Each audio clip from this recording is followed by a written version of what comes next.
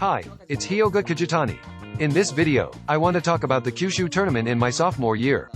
At Kyushu Gakuen High School, Keita Hoshiko was scolded because he lost a match against a team from Kagoshima. Hoshiko, a classmate and rival of Kajitani's from his Kyushu Gakuen days. Winner of the All Japan Championship 2021. Then, at a Kyushu tournament in the same sophomore year, I applied a technique of Gyaku-Do Feint Men. But the opponent attacked Kote and I lost the match. So, let's watch these two in the video. Here we go.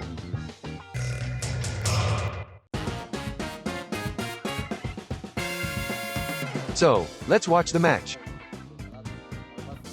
Keita's fighting spirit is on display right from the start. He is usually calm and does not attack recklessly, and instead lures the opponent into his style of fighting. Just like the domain expansion in Jujutsu Kaisen. To be specific, he makes it look like he will strike but he doesn't. Or he makes it look like he won't strike and he does. Capturing the moment the opponent strikes, or striking when the opponent's timing is off. He is really good at those such things. On the other hand, I fight like I will strike but I may or may not strike. Sometimes I jump in suddenly, while catching their opponents off guard. The construction and fundamentals of the match to get Ippon are the same. But the style of the match is entirely different. At that time, Keita was a member of the new team. And since he came to Kyushu Gakuen from Kagoshima, I think this shows his strong feeling of, I can't lose to the people from my hometown. Normally, he wouldn't be pressing aggressively to unbalance the opponent. But I felt that he was a little too forward. And this was not how Keita usually plays the match. Of course, it is good to unbalance the opponent's style before performing a technique. But I don't think this was the flow of the match this time. Keita is going to take Kote. He is really good at this. I should say, he is good at creating the right moment.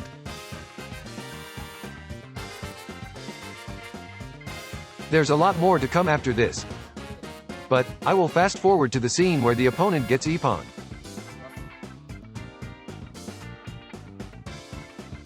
After being stopped by the referee. The first entry for striking should be the most important. He strikes a Kote against the opponent's men Feint Men. But was the opponent's men a little faster? It seems like Keita's Kote was faster. But it is the referee's decision. No matter what we say, it can't be helped. It's frustrating. I sometimes do this too, but if I strike while diving it to the left, there is a risk of being ridden from above, just like what happens in here. This is the difficult part about setting up an entry like this. I think there are some advantages to going left, but it is difficult.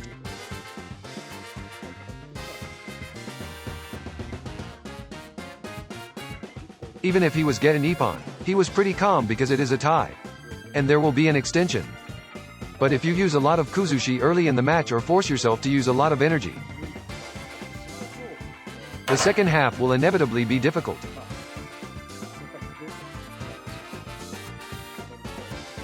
If you get obsessed with that all the time, you'll have a hard time.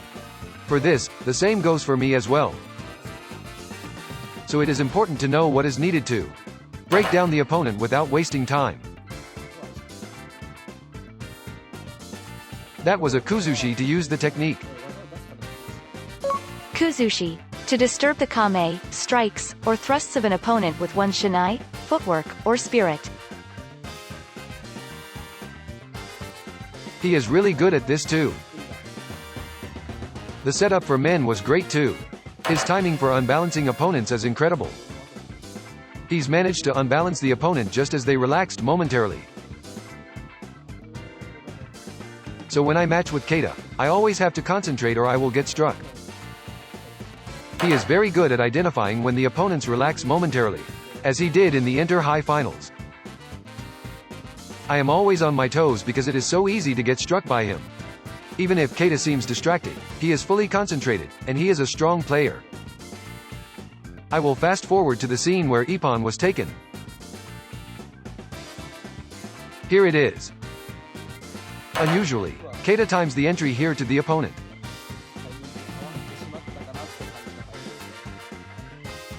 Keita is very good at creating his own timing.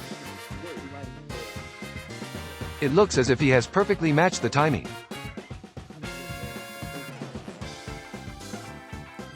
I'll have to ask Keita what actually happened. I would be happy to hear that directly from him.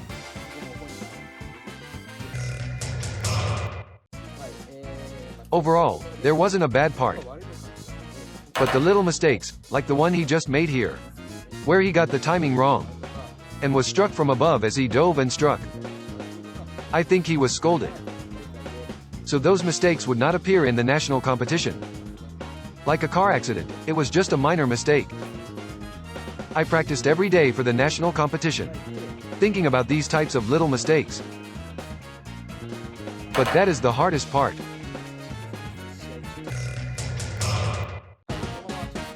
Next, we will move on to my match. This is a match against Wada from Higashi Fukuoka. He got Ippon first. He doesn't strike Hikiwaza, but he is a player who doesn't raise his hand very much. Now it has gone up a little, but it rarely goes up when he is setting up himself.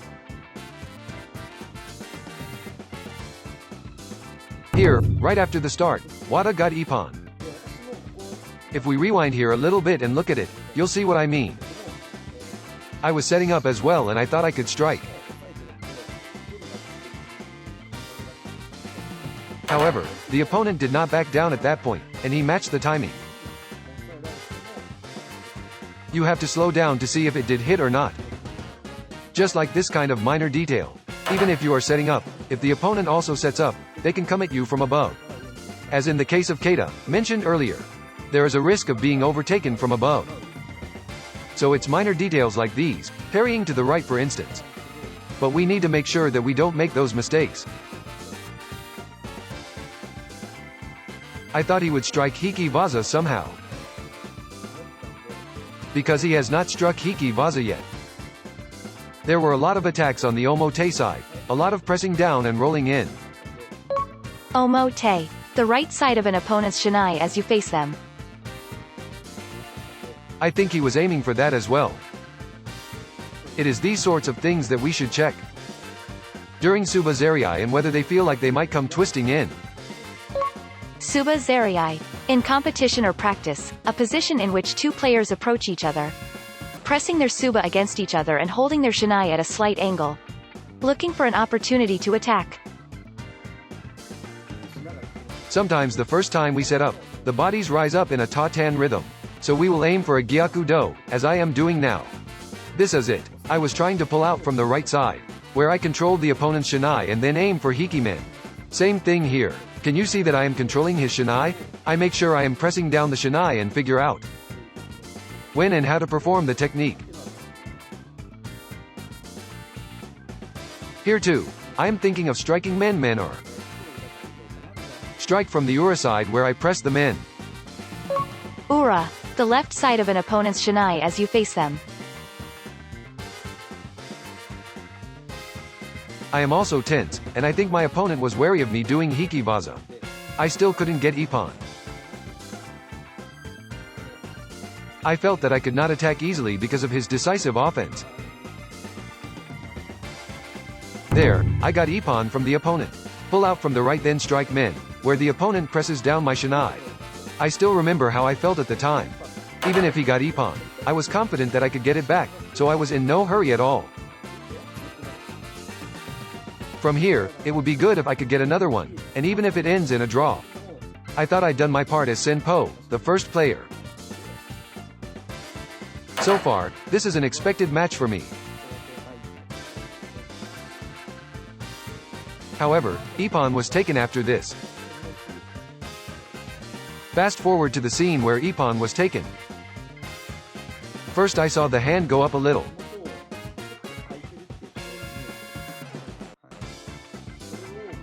So I knew it was time to go for the Gyaku-Do Feint Men.